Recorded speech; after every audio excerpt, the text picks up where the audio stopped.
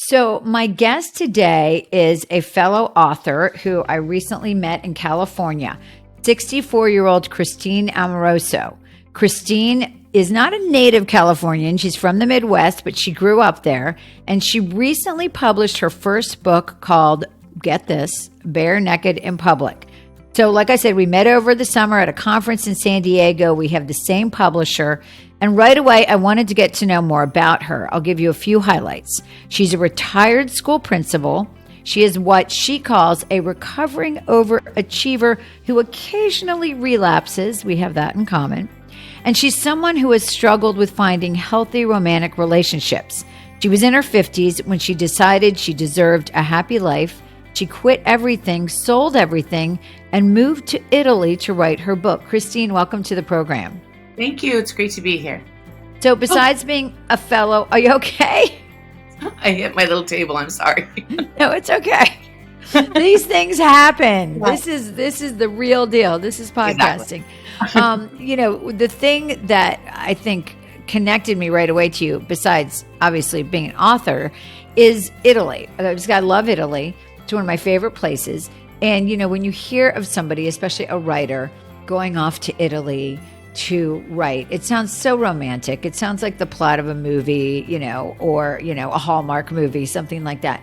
But that wasn't the case for you. You had a real connection to Italy. Talk about that.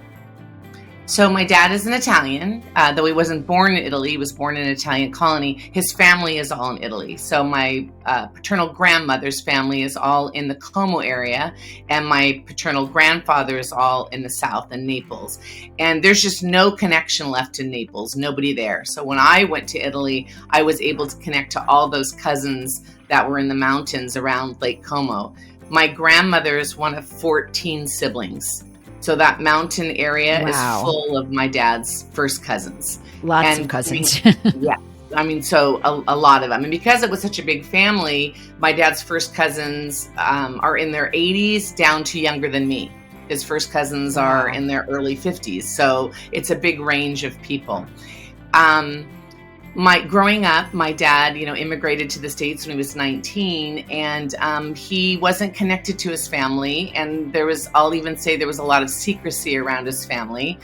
I do remember my dad making calls overseas, and he had to talk so loud, like the house was just full of loud Italian speaking, and we might get on the phone and say hello to our grandparents, but that was it. My dad never taught us a word of Italian. I think that's kind of how he kept us away from it, though later in his life, he traveled back and was very connected to his family. And while I didn't go to Italy specifically, like, oh my gosh, I must meet my father's family, there was a lot of reasons. I ended up really connecting to all of them and have been in relationships with them now for 7 years. As a matter of fact, my dad's first cousins are coming here in October, and I'm touring them around California. So that's my connection to Italy. And of course, I love the country and the people so much. I can't get enough of it.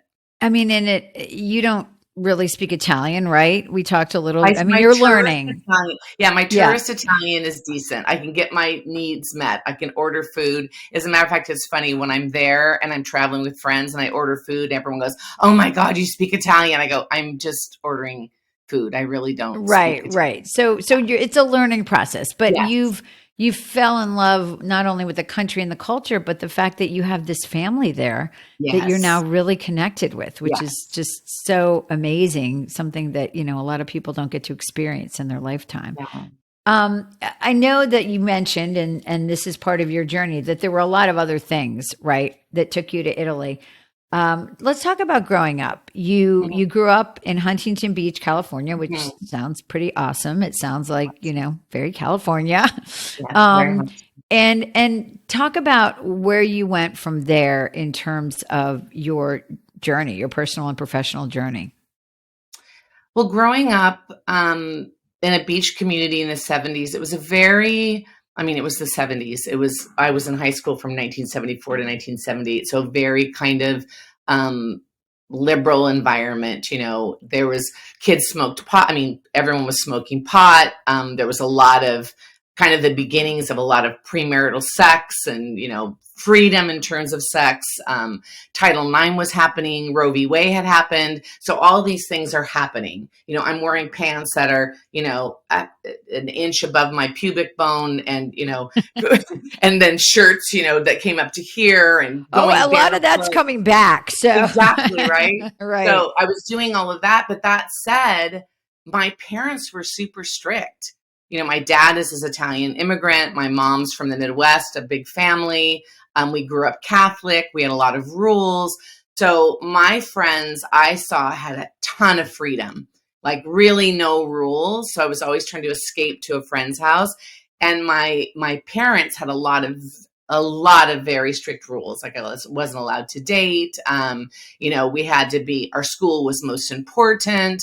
We had a lot of chores, a lot of responsibility. So my family life looked different from the family life of my friends and the lives of those around me. That said, as much as my parents tried to protect me and rule me, I met a boy and they liked the boy. And because they liked him, they gave me a lot of freedom. And we found our way to having sex. I was pregnant at 17, and then I was married when I was 17. Wow. So that is a huge thing for a 17-year-old. Yes. And I'm the A student.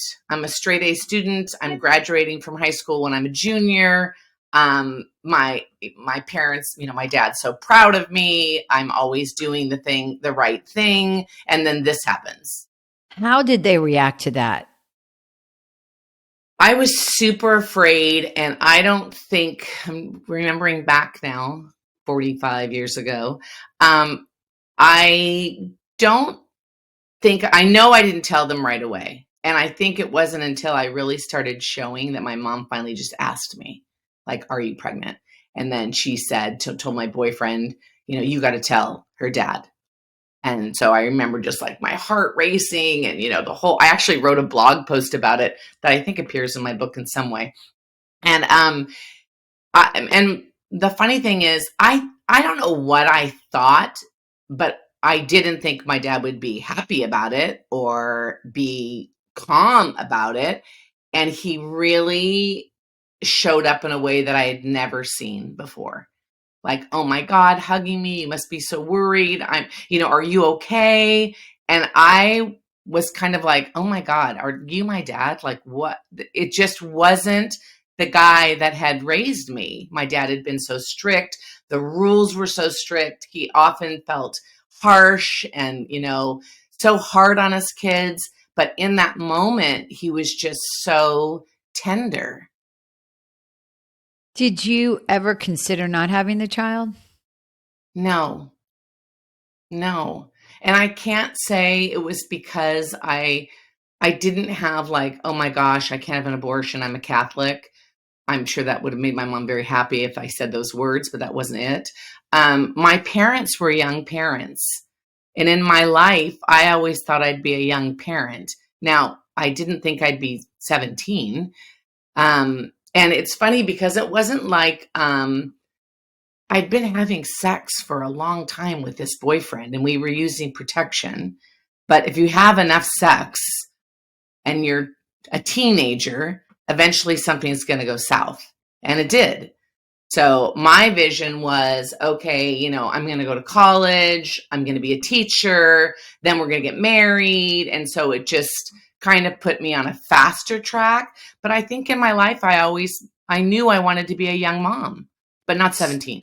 Exactly. So how old were you when this first child was born? I had turned 18. And what was that like? I mean, I can't imagine. Oh my God. Ignorance was such bliss. I can't even tell you. It was, I was a very responsible girl. My parents gave me a lot of responsibility. I had been a babysitter to every kid in my neighborhood. It wasn't new for me to hold an infant, take care of an infant. I had done all those things and it felt very natural. And I wasn't afraid of that at all. I was much more afraid of my grandkids. Are you kidding me? Like what would happen if I did something wrong? And that just was so funny to me. in my 50s to be afraid of an infant. But when I was 17 and 18, it felt like second nature, and I wasn't afraid at all. And plus my son was a really, really good baby. And then at 19, I had my daughter. How did you manage? Because you did go to college, I right? did. I finished college when I was 23. My kids were 5 and 4. And you're very young to be married. Yes. Um, how did you manage all of that? Um, I don't think I did. I think I looked very much like I was managing it, and I did for a while, and I got a lot of praise, like, oh, look at you, look at you, all you're managing, the grown-ups in my life, because I very much still felt like a girl who was listening to the grown-ups in my life. I still cared what my mom and dad thought. And I mean that in a way that a child cares what their parents think. I still cared about what my mom and dad thought. I changed my major because my dad told me to, like, oh, you can't be a teacher. Teachers are losing their jobs. You're going to be an accountant. So I was actually an accountant for 13 years before I was a teacher. And I did what they said. I wanted to look good in their eyes. And I was married to a teenager. And that teenager wasn't ready for being a dad. And I'm not saying I was ready to be a mom, but he wasn't disciplined. He was like a single guy married to someone who was taking care of his kids, you We, know. unfortunately, there's a lot of men like that, right? They're not 17. Yeah. What did you I mean, did you know you were going to get married? Did you think this was the right idea at that age? I did. I remember years later, after I was divorced, maybe divorced for the second time, I was with my dad driving somewhere. We often did road trips together. And my dad felt the need on this long drive to apologize, to say, gosh, Christine, I feel like your mom and I just said you had to get married and we pushed this on you.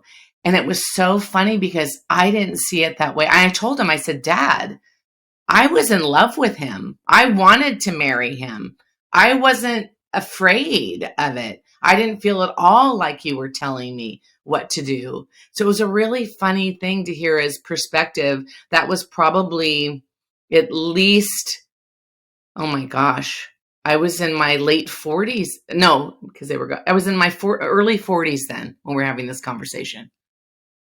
So, how long did that marriage last? I was married. We were married for 8.5 years, and we'd been together for 12 years. And who So watched the kids when you were finishing school? And I'm assuming my he was mother-in-law, working. yeah, my Okay. mother-in-law she was the mom of 10 kids, So she and knew how to handle it. and she watched my kids for me, and it was a great, because my parents weren't living in California at the time, and she was a great, great help to me. She was a huge help to me. I couldn't have done it without her. And I know you just mentioned that you also had another marriage.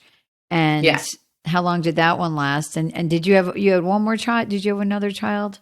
No, I had No, just my just two two. kids with Okay. my first husband, and then my second marriage lasted 10 years, but we were together 16 years.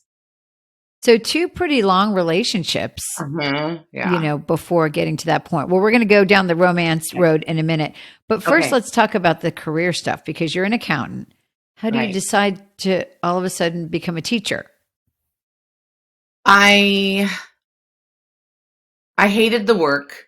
I worked for a good company. I worked with great people. That was the only thing that made my job um, that I could stand it, because the work was so mind numbing. It was unbelievable. And California had gone 20 to 1 in the classroom. And immediately, I think that was like in 93 or something, there was an immediate shortage of teachers. And at this point, I was married, and my husband at the time kind of thought that I was kidding about I had a good career. I was making good money. And I thought, this is it. Like, I can do this. And they were really offering scaled down programs. I could be a teacher in a year and a half while I was working full time. I could get that credential. I could do it. Plus my maturity at this point, my kids are teenagers. So it wasn't like I was 22 going into this. I had some life experience. I'd raised two teenagers. So handling little kids seemed easy. And I wanted to do it. So I did it. I went back to school. I got my teaching credential and then I quit my job. And all along, no one believed I would do it. Like my boss kept saying, you're not going to quit. You're not going to do it. I go, no, I am. And my husband was furious because he was like, what? Because it meant a big cut in pay. Sure. And I was the bill payer and I was the security in his life. As my husband played out all his fantasies about what he wanted to be and do, I was the secure person for him. It was like, oh my gosh, this is not going to work for me, but I did it. Well, and then how long you did that for a while, and then you became an elementary school principal. Yeah. So I taught for 6 years and I realized, this is fun and I like it and I'm pretty good at it. But I was so drawn to leadership and I knew that's really where I wanted to be. But I wouldn't have known that had I not done the teaching, and I enjoyed it.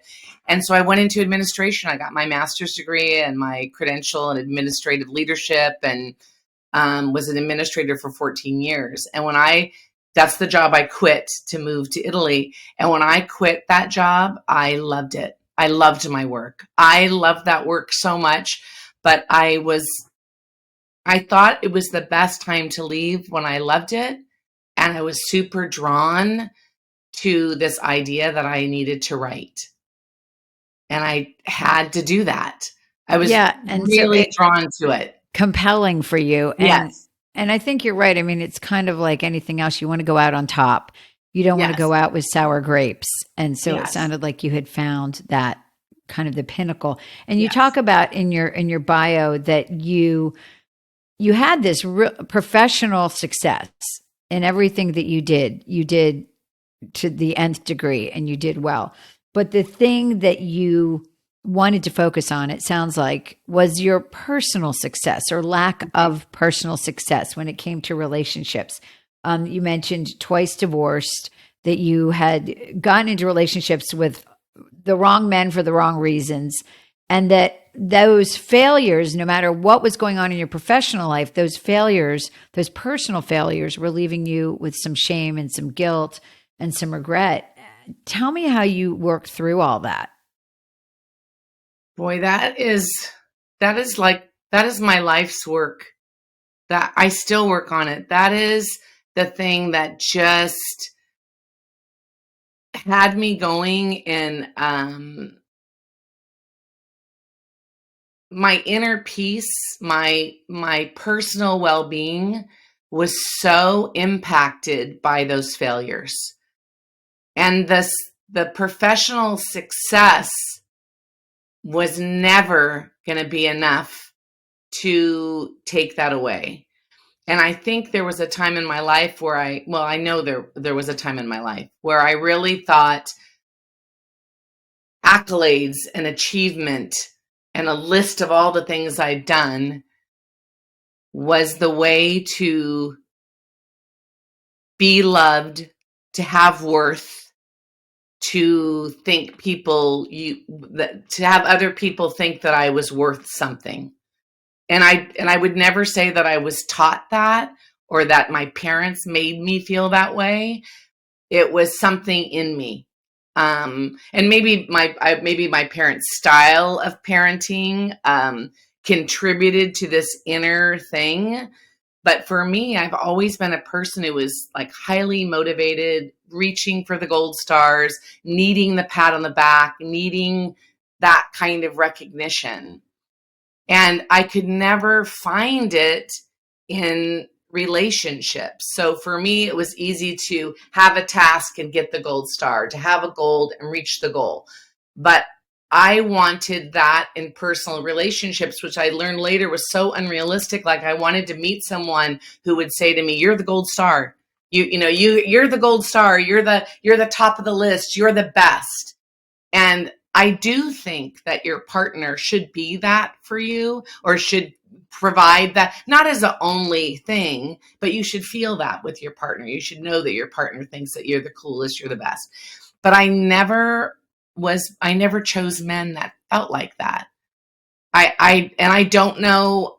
I mean, God, we could do a lifetime of talking about that, but right. But it's just, I always picked people where I felt like, don't you see what a great thing you have here? Like, why are you so interested in something else when I'm right here, when our kids are right here? Why isn't this enough for you? Yeah. Why aren't you hanging out here? And so what I found in both my relationships, the common thread in both relationships, is that I was very resentful because I would never ask for help. I would never say what was bothering me because I was too, because that was whining and complaining. And I was too cool for that because I could do everything on my own and I didn't need that. And, I could do it all and, all that bullshit. And, but in truth, I needed it and I wanted it, but I wouldn't ask for it. So I would end relationships by some other guy paying attention to me and then me going, oh my God, that's the thing I'm looking for. That's what I want. That's what I need. And then blowing up my relationships with Right. that. And that resentment building up. I love what you said about getting rid of myths, right? Yeah. That, you've challenged these myths in your life, that, you have to strive for perfection, that there is a happily ever after, out there for us all. And you've realigned a lot of what your beliefs are now and kind of busted these myths, if you will. Talk about that a little. Oh, that was a hard one. Because I still struggle with it.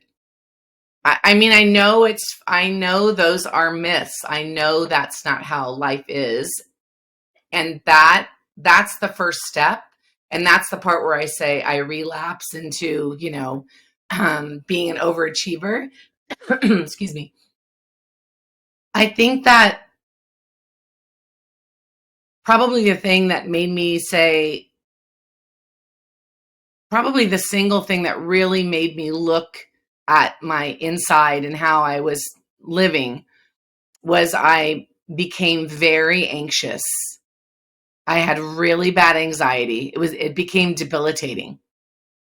And I started seeking therapy, and I did several times in my life, each time getting a little bit more out of it. And what I got out of therapy was in direct proportion to how honest I was when I was in therapy.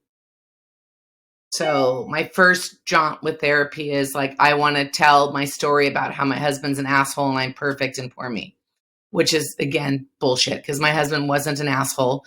I mean, he could be, but that wasn't his defining characteristic. Exactly. And so I realized, and of course, a good therapist sees through that, and they want you to do the work. And then as soon as I was expected to do the work and examine myself, I didn't want to do it. So I quit going to therapy.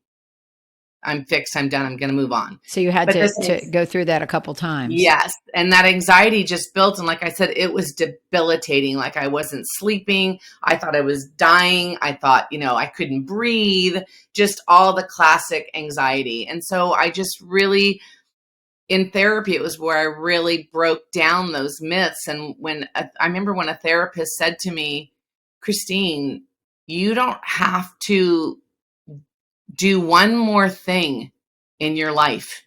You don't have to have one more accomplishment. You don't have to do anything. One more thing on this planet. You can just sit here and be here. And that is enough for someone to look at you and say, you're worth loving. You're a great person. I like being with you. That's enough. You don't have to do any more. That is some really good advice. I wish I had heard that advice many times in my life. I wish I'd heard it when I was so much younger. Yeah. And you know what? Maybe I did, but I couldn't hear it. And this is what you write about. So Talk a little bit about your book. It's a great title. And I'm assuming when you say bare naked in public, you mean like revealing yourself, right? Yes. Revealing all of Yes. your flaws and your emotions and things that you don't normally reveal to people. Right. So it started with a blog of the same name 10 years ago. And this was another dream I had. So another little dream I had was that someday I was going to write a book. And that felt daunting at the time. So I thought, I'll write a blog. I'll write these personal narratives. And I started writing little personal narratives, just things in my life. I think one of the first ones I wrote was about my teen pregnancy. I wrote about different parts of my life. I wrote about my son's addiction. And I found people connecting to these stories. And when I wrote them and when I decided to write them, I used to tell myself, it was really hard in the beginning to write because I used to tell myself, Christine, if you're writing this, you have to be really authentic. You have to tell the truth. Even when you look bad, you have to tell the truth. If you're going to write all kinds of glowy, weird shit about finding yourself, people are going to see right through that. You've got to say who you are, what you've been, what you've done to get here. And so that was my blog. And then when I wrote my book, I would say my blog is like PG rated and my book is more R rated because I went deeper into some of the stuff that I did with kind of the gory details that really make me look. There's a lot of my book that makes me look bad. And I don't even like to say bad. I like to say it makes me look human, like a human with flaws. Right. And I think that's something people can relate to. So, your son that was in addiction, Mm-hmm. um, how is he now? And how did you help him or support him? Now he's so good. He's married now. He has a job. He's doing great. The addiction was a long time for him. I'm going to say it was a good, more than 15 years, less than 20. It was a long time, varying degrees. And it hit some very rock bottom, horrible times. And that was like also the height of my anxiety, because I was Yeah. the relationship I had with my son was very much like relationships I had with the men in my life. I was rescuing. And it wasn't until I said, until I closed the door on that. I will never forget it. A therapist said to me, I'm bawling in therapy about my son, all of it. And I said, and she said, what are you crying? Why are you crying? What is this about? And I said, he could die. And she said, yeah, he could. And now what? Yes. Right. Go to the worst. Go to the Yeah, worst he case could die. So what scenario. are you going to do? Are you going to be hysterical every day waiting for that moment? And that was really like, oh shit, like, yeah. And then I had to learn to live with that possibility. And once I could do that, I could let him go to the deepest, darkest depths of his addiction. And he came out of it and he did it by himself. I'm glad that he's doing well. Yeah. We've had addiction in our family, and like Yeah. you said, you're just waiting for the phone to ring, right? And Yeah. as a parent, I can't even imagine what that's Yeah. like as a parent. So Mhm. you have done so much work on yourself. You're now sharing it in your book for other Right. women. What are some of the quick pieces of advice you would give women, especially midlife? I mean, a lot of women are just feeling like, gosh, I don't know what's next. I don't know if I have another chapter in me. It's funny because we were talking about going to Italy. I tell people you don't need to leave the country to change your life. I mean, it's what I did, and it did change me in so many ways, but it also taught me that anything that I did there, I could have done right where I am. There are so many things that we can do to change our own lives. And of course, it starts with, changing our own behavior and stop living in these kinds of myths and being happy with what we have. I know forever I would just roll my eyes at all the gratitude stuff, right? Like, oh my gosh, gratitude, whatever, be grateful and, your life will open up and you'll be happy and blah, blah, blah. That is true. Like, I do practice gratitude, but I think the thing that really helped me was yes, I can be grateful. Yes, I can see all these great things in my life. I can see all the places and ways I am loved. And I can be lonely and miss people and grieve for those who aren't in my life anymore. Both of these things can happen at the same time. And I think if we start seeing our lives as more balanced in that way, we can really enjoy those happy moments and know that when we have those times where we just feel like, oh my gosh, I'm alone, or, I'm not in a relationship, or I'm really missing this person in my life, we have that balance of being able to go back to those people that we know we really care about. And I would say for women, oh my gosh, if you don't have a great group of girlfriends, whether it's or boyfriend, guys who are friends, whoever, of people who love you and care about you no matter what, your family, because some people it's not family, right? They don't have it's the family that you choose, right? Yes. Oh, I agree with you. We talk about that all the time on this podcast about women supporting women, having your tribe. Yes. When I met you, you were with your group and I was with mine. We were both kind of on a girls' trip. And I think that is so important. That's where we get a lot of our strength and support from. What else do you want to do? Anything on your bucket list? I'm sure you have a big one. I think so. I mean, here's the funny thing. I think that I felt really compelled to write this book. And sometimes when I think about it, it feels like here's like where this worthiness comes out again. Sometimes I feel like writing my book was, maybe it feels self-indulgent.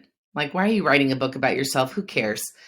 But I really felt compelled to get it out. Like I had to get it out of me. And I thought, well, if I'm getting it out of me and this is helping me, maybe this is something that other people will connect to and be interested in. I stopped short of saying, I want to help people, because that's not really what it is. I think more of connecting, like, sometimes connection is enough when someone can look at something and go, oh man, like I can so relate to that. And maybe there is light at the end of the tunnel, or maybe I'm not so bad after all, or whatever it is you get from it.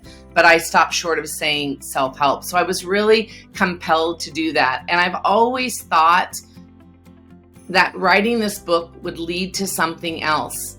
And I don't know, in answer to your question, I don't know what that is yet, but I feel it. I feel somehow that writing this book is going to lead me another thing. In a different direction, yeah. Yes, and I'm just kind of staying open to the possibilities. I'm open to what happens next. I know there's something, I'm not quite sure what it is, but I'm open to it. I did start writing a while back. I started writing a novel, and that's been fun. I don't know if that's the thing. I'm not sure. I just feel certain there's more. And I think for people, when you don't know what it is you want to do next, or you don't have an idea of what you want to do next, I think the most important thing is to keep your mind open to the possibilities and say yes to something. Try things. Say yes to what comes along, something that might feel uncomfortable. I mean, I don't know. I think the best thing for me is that I've said yes to some things that I would have never said yes to before, even in the areas of love and dating and that BS. And even though it didn't go my way, I was still glad I said yes to it. I was still glad for the experience. And I think that we've always got to be grateful for those experiences, good or bad, right? Just to say we learned something from it. We learn from it. Well, Christine, this has been such a pleasure. I really appreciate your time today. I wish you so much success with your book. And I do think it's going to lead to something exciting. Yeah. So I can't wait to see what happens. Me too. I'm excited as well. And thank you so much for having me today. It's been just a pleasure chatting with you. I feel like I'm chatting with an old friend. Me too. Take care.